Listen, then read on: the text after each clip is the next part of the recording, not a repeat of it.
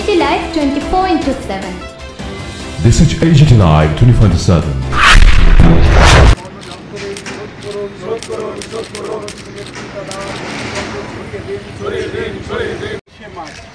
শহীদান দিবস বিপ্লবী ভগৎ সিং রাজগুরু সুখদেব আজকে আমাদের সারা ভারতবর্ষের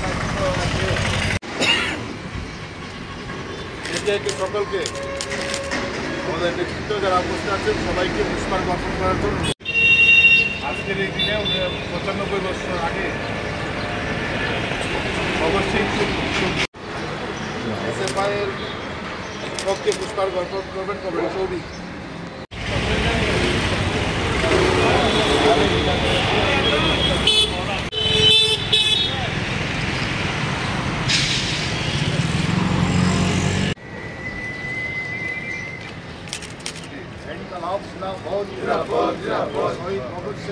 দেশের ৩ বীর বিপ্লবী ভগৎ সিং, সুখদেব এবং রাজগুরুর ৯৫তম শহীদান দিবস। আমরা যারা ডিওয়াইএফআই করি, আমরা যারা টিওআইএফ করি, আমাদের কাছে অন্যতম চেতনার অন্যতম নাম হচ্ছে ভগৎ সিং।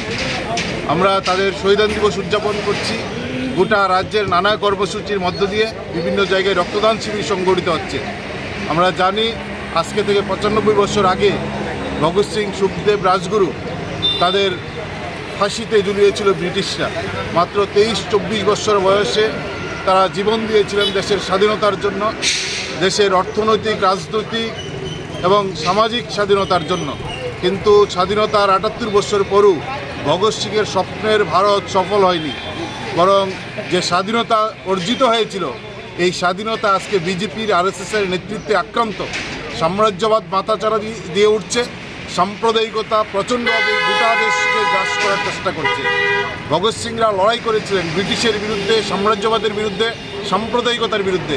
আজ বিজেপি, আরএসএসের নেতৃত্বে সাম্রাজ্যবাদ মাথাচাড়া দিয়ে যেমন উঠছে, সাম্প্রদায়িকতা আরও বিভৎস রূপ ধারণ করছে।